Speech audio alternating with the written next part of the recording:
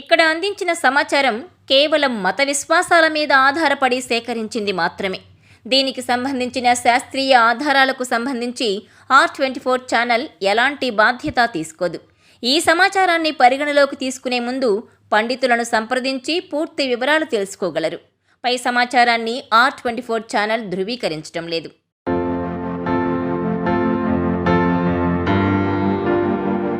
శంకరునికి ప్రీతిపాత్రమైన బిల్వపత్రం గురించి ఈ విషయాలు మీకు తెలుసా? పరమేశ్వరుడికి బిల్వపత్రం అంటే చాలా ప్రీతి అని మన పురాణాలు చెబుతున్నాయి. శివునికి ఇష్టమైన ఈ బిల్వపత్రం ప్రాముఖ్యత, దీంతో పూజిస్తే కలిగే ప్రయోజనాల గురించి తెలుసుకోవాలంటే just watch this R24 special.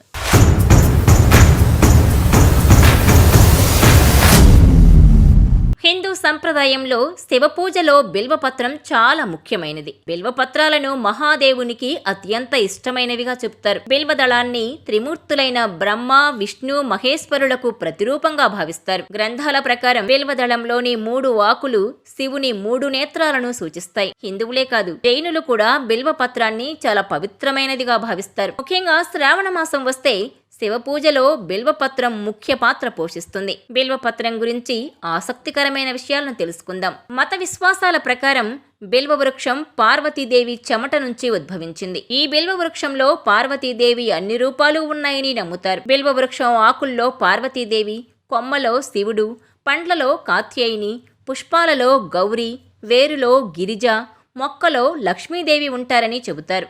సంతానం కోరుకునేవారు బిల్వ మొక్కను నాటితే వారికి సంతానం కలుగుతుందని శివపురాణంలో పేర్కొన్నారు. బిల్వవృక్షం కింద శివుణ్ణి పూజిస్తే లేదా శివలింగాన్ని పూజిస్తే కోరిన కోరికలు నెరవేరుతాయని నమ్మకం. బిల్వ మొక్కను నాటడం వల్ల ప్రయోజనం ఉన్నట్టే బిల్వ మొక్కను నరికి వేయడం వల్ల పాపం చుట్టుకుంటుంది. బిల్వ వృక్షాన్ని నరికి వేయడం వలన వ్యక్తి జీవితం దుఃఖంతో నిండిపోతుంది.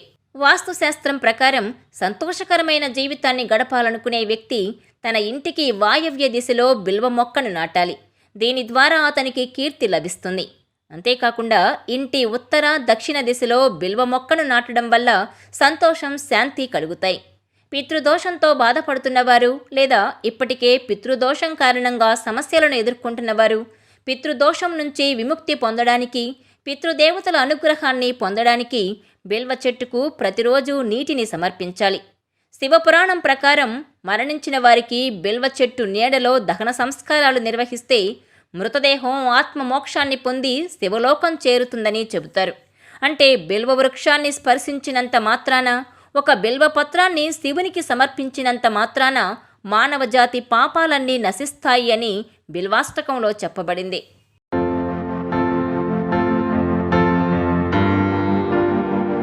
ఈ వీడియో మీకు నచ్చినట్లయితే please share, like and subscribe R24 Telugu.